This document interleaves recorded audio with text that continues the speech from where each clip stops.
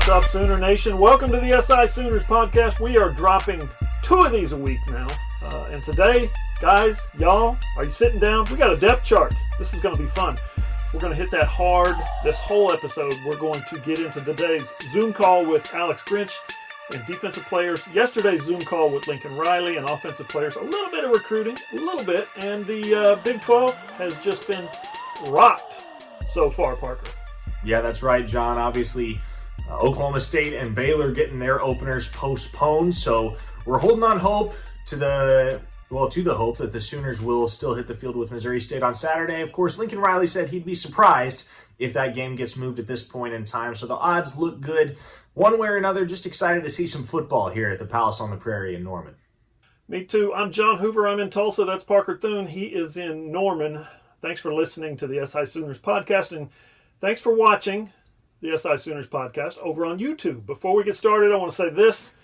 We've got some advertisers already lined up. So if you're thinking you might want to get in on the action and advertise with us, you better hurry fast. You better drop us an email because our slots are pretty limited, as you know, and we're starting to fill them up. So send me an email at allsoonersi@gmail.com. Okay, Parker, let's get into this depth chart first. Before we do that, OU plays, as of now, Missouri State, like you said, 6 p.m. Saturday night, Owen Field, pay-per-view, $55. Subject to the stupid coronavirus, of course, as TCU, Oklahoma State, and Baylor have all learned, sadly. Hopefully we get all those games in, but you know all that. Right now, we've actually got a depth chart to look at. For me, for my money, Parker, this is one of the most compelling and interesting and easy to discuss news days of the preseason. And the fact of the matter is, it's probably not going to matter.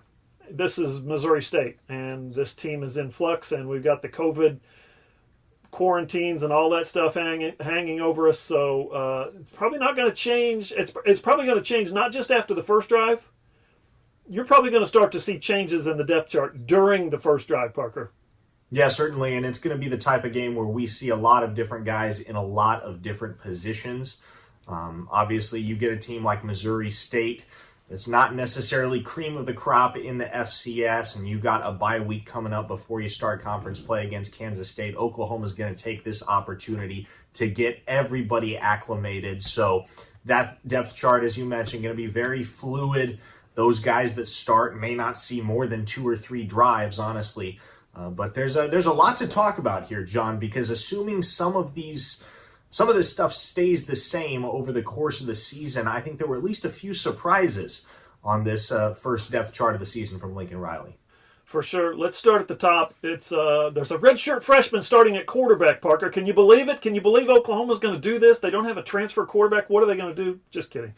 5-star Spencer Rattler is ready. He's the man. He's been the man. We've expected him since last December 28th, I think, to be the man. I've got the depth chart off screen here. If you guys are checking me out on YouTube, I've got it over here on my right. Tanner Mordecai is your backup, despite missing what Lincoln Riley said was 75% of the snaps in the preseason. Parker, are you surprised Chandler Morris isn't even on the list as a third stringer? I am a little bit surprised that he didn't list 3 quarterbacks, John. But the reality is, as long as either Rattler or Mordecai are healthy, it's going to be one of those 2 guys that sees all the snaps for the Sooners in 2020. Morris is a bit more of a developmental project. I don't know that he's ready to see the field this year for the Sooners as a true freshman. Now, it's not out of the question that, given the fact that this is essentially a free year of eligibility for everybody playing college football, it's definitely not out of the question that Morris could see some playing time and garbage time down the road. But any meaningful snaps are going to be taken by either Rattler or, God forbid, if an injury or COVID-19 were to befall Rattler, Mordecai is the obvious choice to assume his place. Yeah, let's just go down the list here. We could jump in and say this is the biggest story, that's the most interesting, but I want to go straight down the list. TJ Pledger is the starting running back. I think we expected that with what Lincoln Riley said last week, that Pledger is kind of the most experienced and has been looking real good. But what surprises me about this, Parker, is the or after Marcus Major. So it's TJ Pledger first string, Marcus Major, or Ramondre Stevenson second string. Parker, let's get into Dean Blevin's tweet about the possibility I don't know if you saw this earlier in the day about the NCAA lifting the suspension, and that could be why Ramondre Stevenson is listed as a backup there. They might expect him to play. Well, definitely, John, and I think that's also evidenced by the fact that you see Ronnie Perkins on the other side of the field listed as a starter at defensive end. But I want to take kind of a different spin here, because you have TJ Pledger listed above Ramondre Stevenson. And given the fact that Stevenson and Perkins are on the depth chart, what that means is Oklahoma is at least operating under the assumption that there's a chance Stevenson and Perkins and Trajan Bridges will be able to play on Saturday. But here's what that means. It means that if Stevenson is on the depth chart, TJ Pledger straight up beat him out, which I don't think a lot of people expected. I think everybody kind of expected, okay, Pledger is going to helm the backfield until Stevenson gets back from suspension, and then it's Ramondre running the show out of the Sooner backfield. But what this depth chart indicates to me, John, is that TJ Pledger is actually the guy at running back for the Sooners. He's the one that's emerged as the successor in the post-Kennedy Brooks, post-Trey Sermon era. TJ Pledger is going to be the guy in 2020 for Oklahoma, and I think a lot of people were operating under the assumption that as long as he was not suspended, Ramondre Stevenson was going to be the primary back. But it looks like it's going to be TJ Pledger. I see where you're going with that, and I can't disagree with the straight up logic. But especially if you look, like you said, at Ronnie Perkins at the top of the depth chart, above Isaiah Thomas, he's there. So they might know something that we don't know. They might know something that has yet to be announced. Okay, I get that. But yeah, I don't know. Maybe. You know what this could be, something that I thought of is you might be seeing Ramondre Stevenson come off of a possible quarantine situation where he's not, I mean, we can sing the praises of TJ Pledger and whatnot all the live long day. We don't know who's been in quarantine and who's not. So it's possible that you could be seeing TJ Pledger up there because Ramondre is actually in quarantine. They do expect him to play. You know what I mean? It could be one of those things. There's some ifs and some ors. Let's look at the ex-receiver. The two Theos, Theo Weiss and Theo Howard, are listed as ors, along with Trajan Bridges, who is also supposed to be suspended. This gets more and more interesting. At the down at the bottom, we're going to go to the Y receiver. Okay, Obi Obialo has won that job, the transfer from Marshall, and Drake Stoops is his backup. And then you've got Charleston Rambo at the Z, which I think we all expected, but right behind him is Marvin Mims, the true freshman. How about the receiver core, Parker? Yeah, John, what's really surprising to me, well, I shouldn't say surprising because he's talented enough to warrant the nod, but if you told somebody before the 2020 season rolled around that there was going to be a transfer wideout starting for Oklahoma come week one, I think a lot of people would have operated under the assumption that that was going to be Theo Howard. But lo and behold, Obi Obialo earns the nod at the Y position. Fifth-year senior, obviously 6'3", 218 pounds, and a guy that brings size to what is a largely undersized wide receiving core for the Sooners. Theo Weiss, the only guy among those listed on the depth chart that stands taller than 6'1". So I think Obialo's size is really what distinguished him in that area from some of his competitors and gave him the edge at the Y. Back up the chart a little bit. We're going to look at the H-backs / tight end. It's a three-way, kind of three starters, and I think we all predicted this. I think we comprehend that all three guys bring three different skill sets a little bit. Jeremiah Hall, who would be considered last year's starter, is at the bottom. Braden Willis, who was last year's kind of co-starter and first guy off the bench, backup, he's in the middle. And at the top, again, they're all listed or. So it's Austin Stogner at the top, or Braden Willis, or Jeremiah Hall. I find that interesting. I'm not surprised by any of that. Parker, the big surprise on this offensive depth chart, we got to hit this. Anton Harrison. I hit up my guy. He's a true freshman. I hit up my guy Mike Brooks today. He is, if you don't know him, he is an OU historian, and he is the quintessential OU historian. He knows it all. He's literally got it all written down. He's got computer files that date back, 100 years.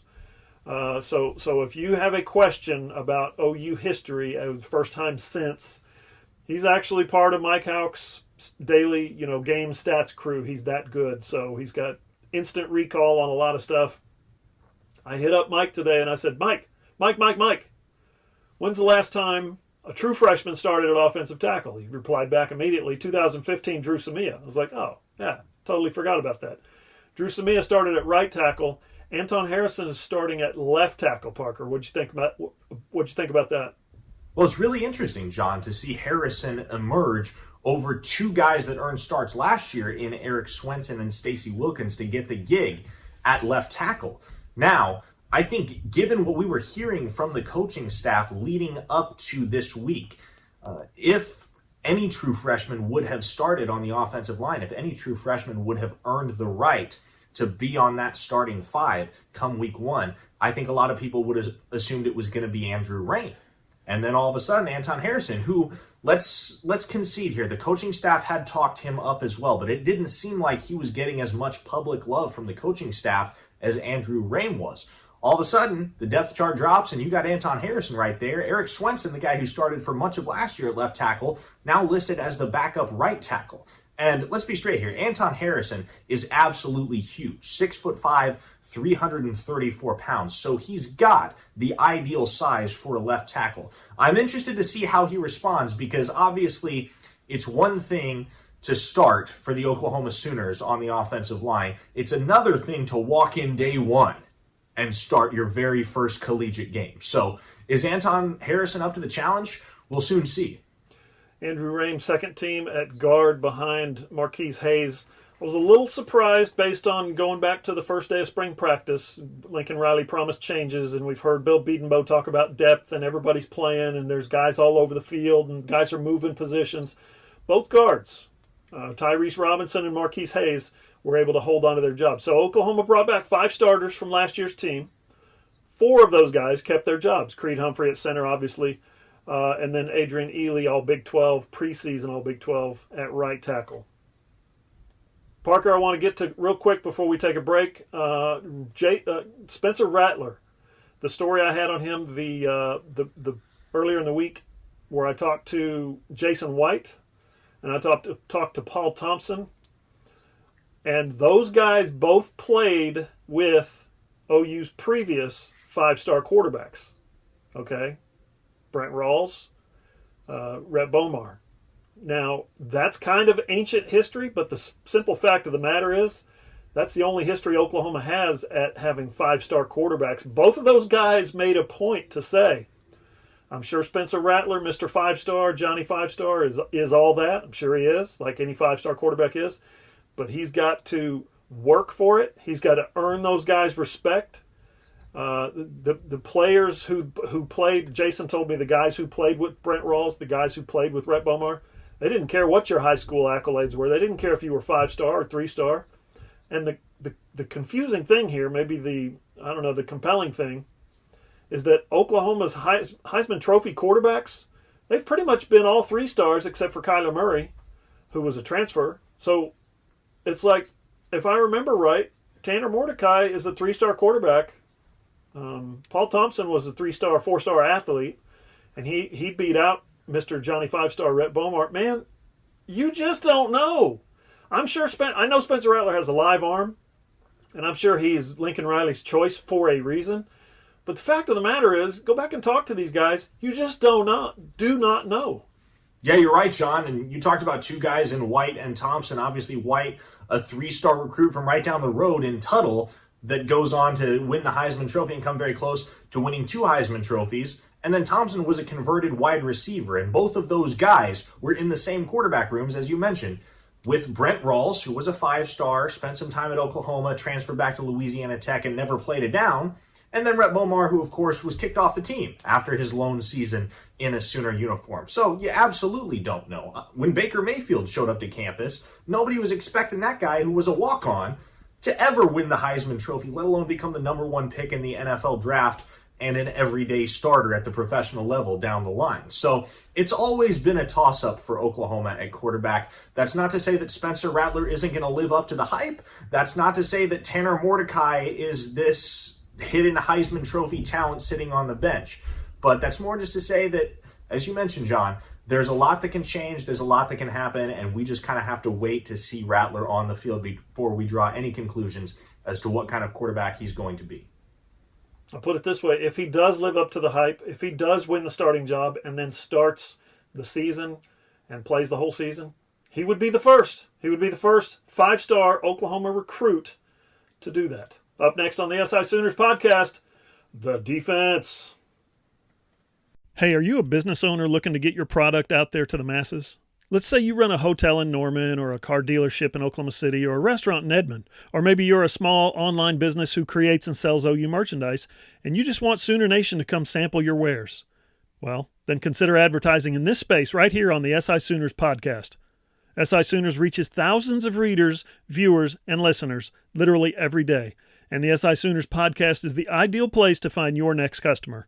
To advertise, send an email to allsoonersi@gmail.com or DM us on Twitter at all_Sooners.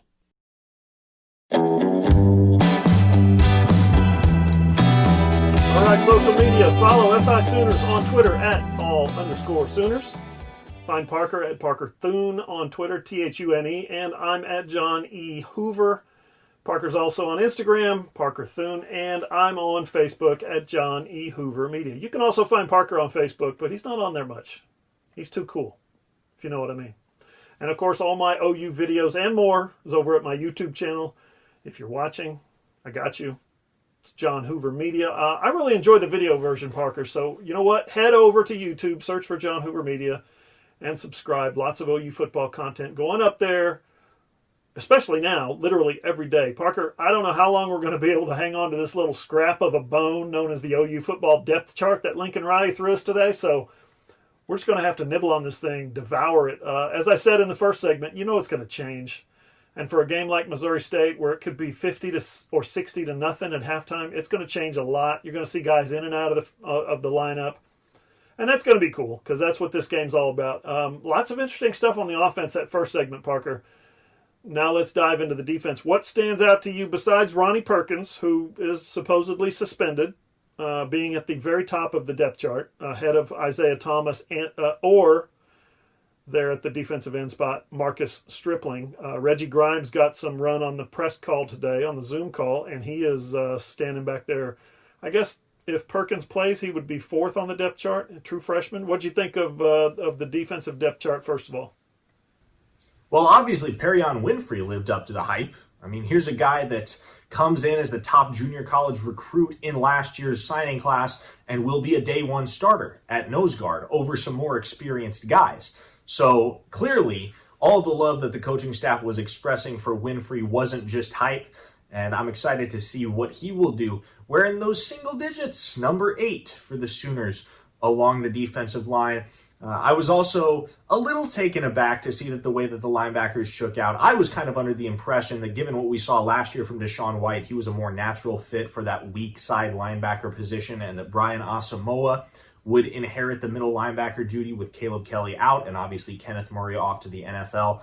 But Deshaun White slides over to the middle, Asamoah now at the weak side position, which makes sense to a certain extent. White's seen the field a little bit more than Asamoah and seems a little bit more prepared for that much leadership, the leadership that comes with being the middle linebacker for the Oklahoma Sooners.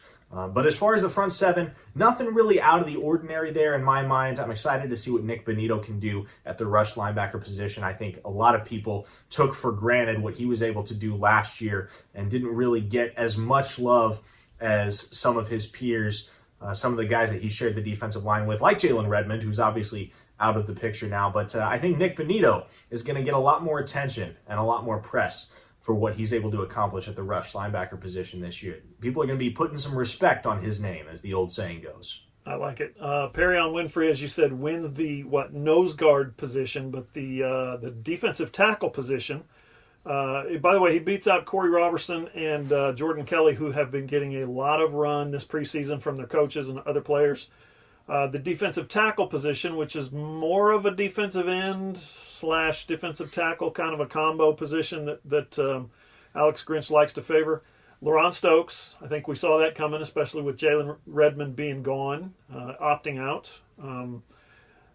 Josh Ellison is remember, behind Perion Winfrey, the number 2 defensive tackle, junior college ranks, in the country. Well, he is the backup to LaRon Stokes at the defensive tackle position. So thought that was interesting as well. David Agwebu is the backup at Mike, which is, consider that, 6'4", 251 pounds. David Agwebu is the backup middle linebacker. He's bigger than Kenneth Murray, like by a lot. And he is they're going to ask him to do some of the same things that Kenneth Murray did last year, especially if Deshaun White needs a breather or something happens to him. Robert Barnes is the third guy. Remember the converted safety from the Orange Bowl a few years back? Well, he's the third string middle linebacker. And I think this is going to be fluid. I think, you're going to see movement, guys, up and down the depth chart throughout the season, or at least the early stages of the season. You nailed it. Brian Asamoah has just had a fantastic preseason, apparently. I say apparently because we don't know. We don't get to go to practice. We don't get to watch practice. They don't really talk much about practice, but they talk about guys who stand out, and Brian Asamoah has been spoken of very highly this preseason. Brian Mead is the senior, fifth-year senior in the backup. Guess who is the backup to Brian Mead? It's the true freshman, Shane Witter. They've talked about him a lot as well. And then Nick Bonito beats out John Michael Terry. That's not a big surprise. I thought Bonito really kind of blossomed, especially late last year. John Michael Terry, fifth-year senior, who is trying to get back, always seems to be trying to get back from an injury. Hopefully this is the year where he can get on the field. And then the redshirt freshman, Joseph Wete. Get this. Love this guy's frame. 6'4", 233. You think he doesn't have the kind of long arms that's going to be able to get to a quarterback? I see big things in his future, and possibly this season, Parker. Can I interject one other concept here, John? And this is just a concept. This is something that I've been thinking for quite a while, actually since National Signing Day last year, but something that I would be really excited to see, and it's a little bit out of the box, but bear with me. Why not put Reggie Grimes at middle linebacker? Can we give that a try? I mean, think about it. 6'4", 266. Again, you mentioned Agwebu is bigger than Kenneth Murray by a lot. Grimes is even bigger than Agwebu is. Oh, and by the way, he has 4.58 40 speed. So that's a guy that can get all over the field. And I think it's honestly kind of limiting to put him at defensive end. If you were to try Reggie Grimes at middle linebacker, I think that might pay big dividends for the Sooners. But, given the circumstances, you've got a very solid core of linebackers, a lot of experienced guys. You don't need to rush Reggie Grimes into anything as a freshman. But very excited to see Agwebu in particular because, as you mentioned, I think a lot of these guys will be rotating in and out. We'll see a lot of action, a lot of snaps for a whole bunch of players in that linebacker core especially, much like we saw last year. One mild, I would say, surprise, moderate maybe surprise in the secondary, and that is Trey Norwood didn't win a starting job anywhere. There was talk all preseason and even in the offseason and going back to spring about getting him back healthy and telling him that, hey, we might need you at nickel, where you almost won the starting job in 2019. We might need you at corner, where you did win the starting job in 2017. We might need you at safety, where, got a couple of 5'10 guys who, let's face it, were at times hot and cold at best in Delaire and Turner Yell and Pat Fields. I thought they both played well, but I thought they also missed some opportunities throughout the 2019 season. So you look at the depth chart now, and you're wondering, okay, where did Parnell Motley land? Well, he's the backup cornerback to Jaden Davis. Now, if you'll remember last year, Oklahoma finished the season with 3 corners. They went to Atlanta with 3 cornerbacks. So their depth has got to be better. Their depth is better this year. I think Parnell Motley gives them a little bit of flexibility to do some different things at some different positions with some different guys. But, yeah, man, on the whole, Jaden Davis wins that job. And that's not a huge surprise. Jaden Davis was the first corner off the bench last year. And, when they needed 3 corners, he was the guy. But I am a little bit surprised that he was able to hold off Trey Norwood like that. To be honest with you, John, I am not.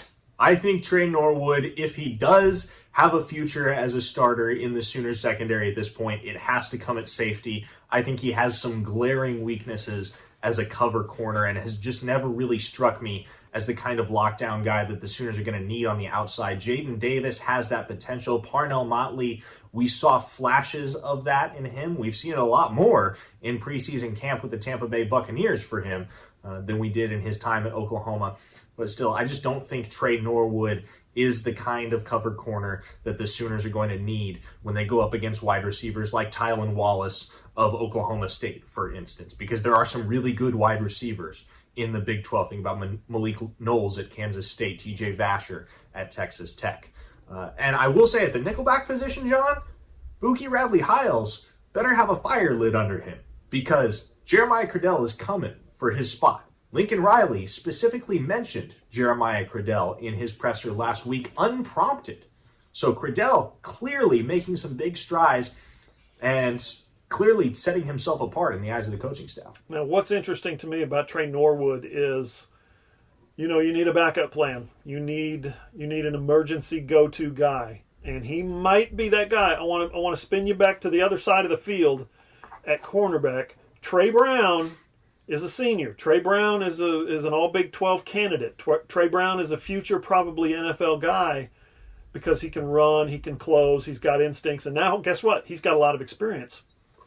Trey Brown had better stay healthy because as I'm looking at the depth chart right now, you've got behind him true freshman Joshua Eaton, true freshman DJ Graham, and true freshman Kendall Dennis. Behind your best cornerback, you've got listed at least 3 true freshmen. So if something happens to Trey Brown, if he has to miss an extended period of time, the guess here is that job will go to Trey Norwood. That could get interesting, Parker. Yeah, I don't know that I agree. I think Joshua Eaton has a higher ceiling. And again, I'll go back to it. I just don't trust Trey Norwood as a cornerback on the outside. So I think, God forbid, something were to happen to Trey Brown, I think you look at either Joshua Eaton or Kendall Dennis as the guy that's going to step into that role. But it's nice to see, on the whole, that the Sooners have a lot of depth across the secondary because, as you were just talking about, when they went to the Peach Bowl last year against LSU, they were very ill-equipped to deal with one of the most dangerous passing attacks that the college game has ever seen.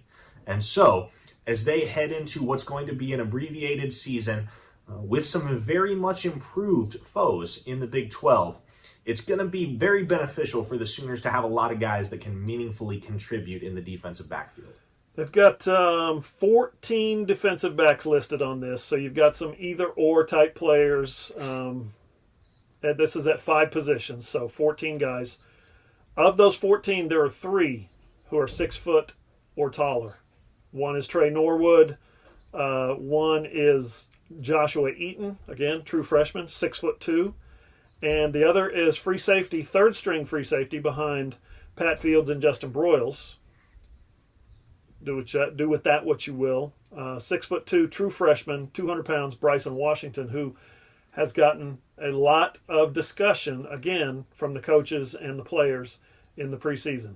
Up next on the SI Sooners podcast, you didn't think we'd forget special teams, did you? Okay, we're actually going to touch on it, but we really got to get to some stuff that Lincoln Riley and Alex Grinch said this week. That's next. Hey there, loyal listeners. Parker Thune here with SI Sooners. Are you a business owner looking to get your product out there to the masses? Let's say you run a hotel in Norman, or a car dealership in Oklahoma City, or a restaurant in Edmond. Or maybe you're just a small online business who creates and sells OU merchandise, and you want Sooner Nation to come sample your wares. Consider advertising in this space right here on the SI Sooners podcast. SI Sooners reaches thousands of readers, viewers, and listeners literally every day, and the SI Sooners podcast is the ideal place to find your next customer. To advertise, send an email to allsoonersi@gmail.com or send us a direct message on Twitter at @all_Sooners.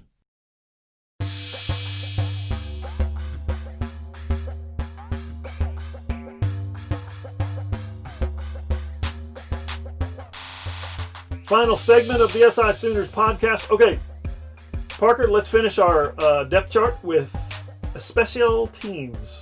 Ready? Go. Gabe Burkich, kicker. Reeves, Munchausen, punter. Good enough. On to the next thing. Just kidding. Casey Kelleher is back on deep snaps. Not a big surprise there. He's really good. I will give it up to you. You correctly predicted like 2 months ago when we were doing position previews that Spencer Jones would win the job as the holder on place kicks. What was your insight on Spencer Jones, Parker? Yeah, suffice it to say I had a little insider info, but no, that aside, let's talk about the returners, John. I don't know if you want to list those off, but that's where it kind of gets interesting, and that's where I'm excited to touch on some of these guys. Absolutely. Trey Brown is back for basically his third season on kickoff returns. He's had some good ones, and he's had some others where you're just like, Trey Brown, what are you doing? But he's back now. Again, senior, very experienced. Expect big things out of him. think I'm most interested in terms of special teams for sure in the true freshman, Marvin Mims, who is listed number 1 at punt returner ahead of Charleston Rambo, who's a junior. Now listen, returning punts is a very hard thing to do. It's a hard skill to master. I actually think it's not really something you can learn much about, like a coach stands there and tells you, now run this way, now run that way. That doesn't happen.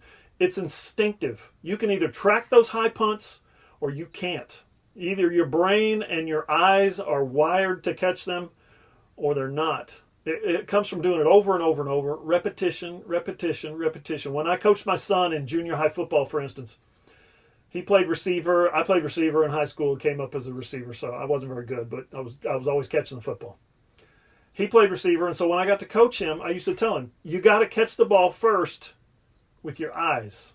In other words, you have to see it, okay? Then you got to catch it, believe it or not, with your feet. Catch it with your feet. What are you, stupid? Yeah, listen. Once your eyes see the football, identify it, see the arc, the trajectory, the speed, the spin, then your brain sends a signal to your feet to get your butt over there to where the ball's going to be. And then last, you catch it with your hands. Your hands have to be prepared. Sometimes it's up here, if you're on video. Sometimes it's down here. Sometimes it's out here. You got to bring the football in no matter if it's high, low, wobbly, spiral, perfect, windy, doesn't matter. So, you young kids out there, you young coaches trying to teach your young receivers, remember that. Eyes, feet, hands. Eyes, feet, hands in that order. All that is to say, listen, if Lincoln Riley and Shane Beamer and Cale Gundy or whoever else is coaching the punt return team thinks that Marvin Mims is a freshman, is the best punt returner as a true freshman, then I think that says something about, obviously, how he catches the football. Eyes, feet, hands, obviously. But for a true freshman to be in a high-pressure spot like that, I mean, Parker, a fumbled punt is like literally the worst thing that can happen to a team other than a pick six or a scoop and score. I think that says that Marvin Mims has a lot of nerve, a lot of guts, a lot of courage to stand back there and catch those punts as a true freshman. If coaches are putting him there, it says he's got some quality, some kind of intrinsic, intangible quality that a lot of guys in that position just do not have, Parker. Well, definitely. And Marvin Mims, on the whole, not just as a punt returner, but as a receiver, is a guy that I'm really excited to see at the University of Oklahoma, and I'm pumped to see if he can carve out more of a significant role as a true freshman. He's listed as number 2 on the depth chart behind Charleston Rambo at that Z position, so he's clearly going to get some snaps in the offense as soon as this Saturday. Now, you mentioned that the punt return game as a whole is an art. You really have to master it. You really have to know what you're doing. And you think about it, CeeDee Lamb returned punts for 3 years at Oklahoma and never had a punt return touchdown.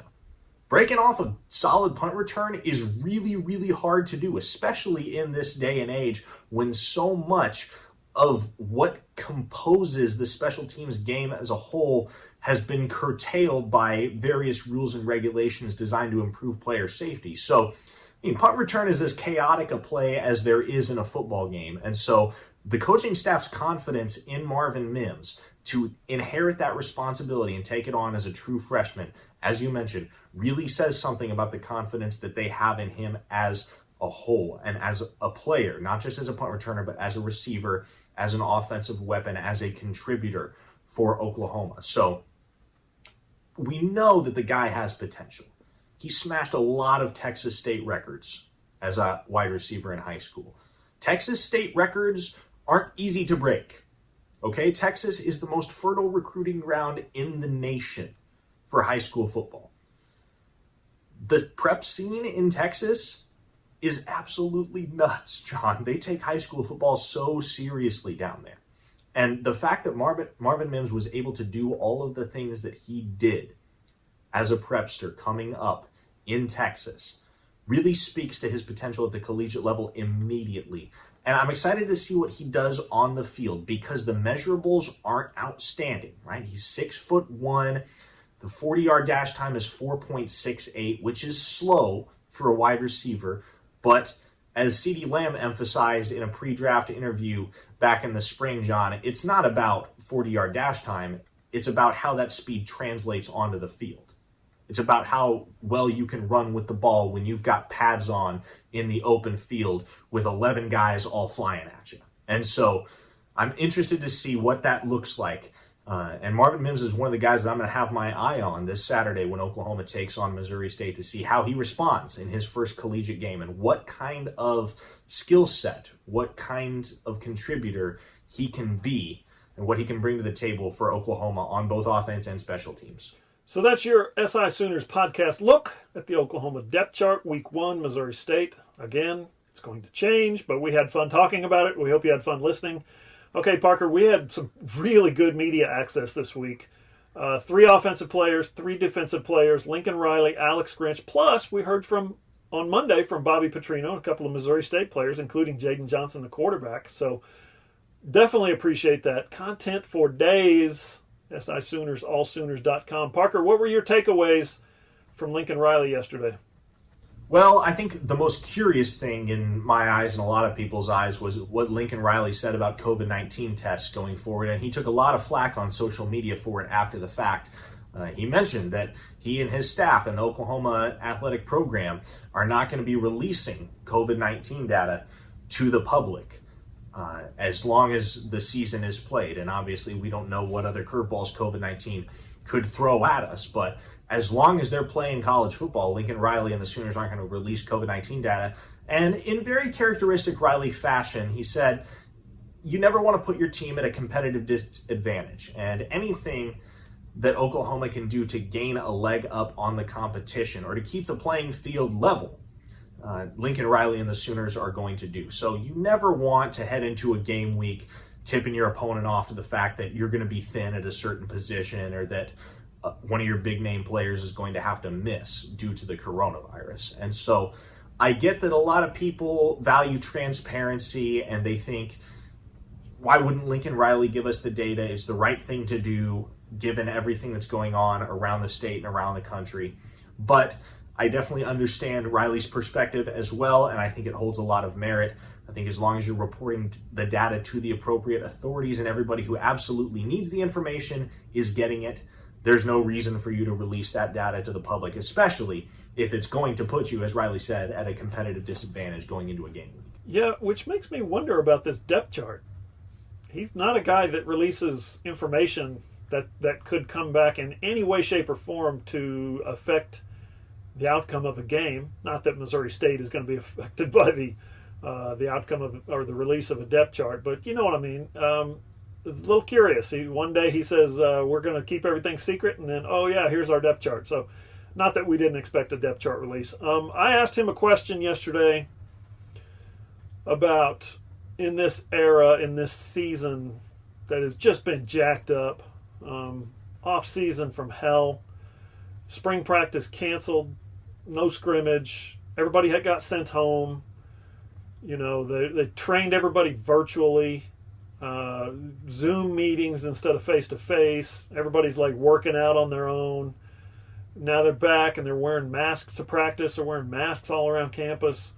I asked him, I said, this has been so weird. Is there any relenting, basically, on the annual pursuit of a championship? Does that hard edge of this is what Oklahoma football is about every year we chase championships, every year we're going to win the Big 12, does that soften at all in 2020? And he said definitely not softened. He said those are our expectations. He said we understand this season is going to provide some different challenges that none of us have ever faced before. He said in a lot of ways it already has before the season's even begun.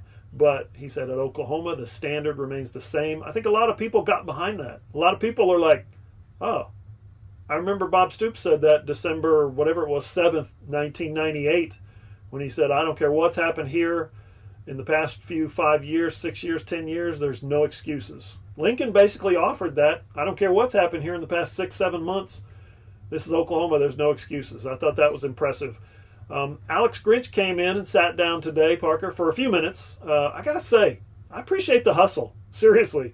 And I was going to tell him that. I was going to say, yo, Alex, I appreciate the hustle if I had gotten called on. But the total session, he was late and he had to leave early. Total session was about 7 or 8 minutes, so I didn't get to ask my question, which would have been, hey, the same thing that I asked Lincoln. All the Zooms, all the virtual training, all the masks at practice, all the marches for social justice, through all that, Alex Grinch, through this whole crazy offseason, what is it that you want to see the most on Saturday? What are you looking forward to the most? But someone else actually kind of got to part of my question. I think the question was asked about tackling and improving the physicality. He said earlier in the preseason that there was a scrimmage and they tackled like crap, and at least, they've improved that, I guess. He had a great answer that was perfect for what I wanted to write about. He said, this game isn't played on Zoom. I think that's telling. You saw the other night, Parker, Monday, I think, where Navy just got absolutely obliterated by BYU, and then Navy coach Kalani Sitake said they spent the whole preseason not tackling, chasing, dummies and rolling donuts, and not those donuts, not my kind of donuts, the tackling donuts. That every defensive coach in the country, when they heard him say that, they put down the dummies, they put down the practice pads, and they called all their guys over to their backyard and said, we are tackling, get your butt down, 3-point stance, Oklahoma drill, let's go. That happened at some point. He talked about that today. He said we've tackled a couple of times since the last scrimmage, and it's certainly looking better. We're more physical. I think that's where Alex Grinch was coming from. Anyway, Parker, what was your takeaways from Alex Grinch?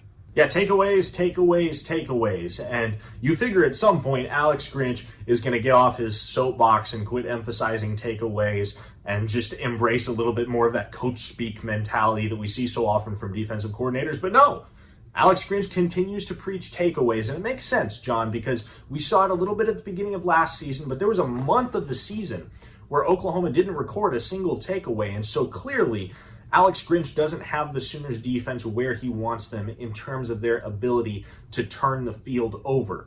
And obviously there's a sour taste in everybody's mouth after that shoddy effort in the Peach Bowl against LSU. And I get that they were going up against an absolute juggernaut, but it was a huge disappointment for Alex Grinch and for the Sooners defense as a whole, and definitely not indicative of the kind of unit that I think they were last year, and definitely not indicative of the unit that they want to be. So, as Alex Grinch steps into year 2 as Oklahoma's defensive coordinator, I think you're going to see a reinvigorated emphasis on aggressiveness on defense. They're not going to be looking to knock passes down. They're going to be looking to intercept them. They're not going to be looking to form tackle. They're going to be looking to knock the ball loose. And so to me, that's what I'm excited to see, is how aggressive the Sooners defense plays, because Mike Stoops, in his tenure as Oklahoma's defensive coordinator, we saw a lot of reactive defense, right? A lot of tentativeness, a lot of letting the game come to them. And Alex Grinch is exactly the opposite. He wants his defense to be proactive, wants them getting after it, wants them generating turnovers at every possible juncture. And so I'm really pumped to see how that manifests itself on the field come 2020, come the season that begins this Saturday for the Sooners, and what that's going to look like, how Alex Grinch's defense is going to be different year 2 from what it was in year 1. Parker, some really good stuff this week from Caleb Williams, I thought. First of all, if you missed any of the interviews that I did with the guys who attended the Sooner Summit, there are 10 of them over on my YouTube channel. You're going to need to check that out. It's really fun to get to listen to those guys talk and express themselves. I thought that was a really cool session. And again, thumbs up. You're the man, Carl Williams, for setting that up. But Caleb, he applauded this week, I should say, in his blog for SI All-American. He applauded the recruits of other schools, including Garrett Nussmeier from LSU, who were basically copying his work, which I thought was cool. Hey, go out and have your own Tiger Summit or Bayou Bengal Summit or whatever you want to call it.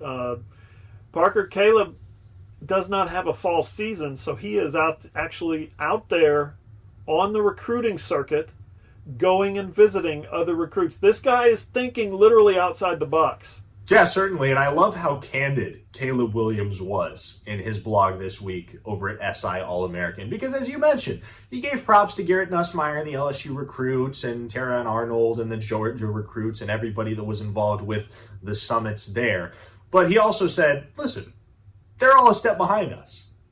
We blazed the trail. I blazed the trail. They're all following in my footsteps. So they're always going to be a step behind, a play behind, a week behind, as we continue to get better and better, and as we continue to do something and create something that's never been done or created before. So Caleb Williams, really, you can kind of see the competitive fire in him coming alive in that blog. And yeah, as you mentioned, John, he's going out of his way, way out of his way, miles and miles and thousands of miles out of his way to watch some of the guys that he hopes to join forces with at the next level in college. He mentioned Bryce Foster. He mentioned Kamar Wheaton.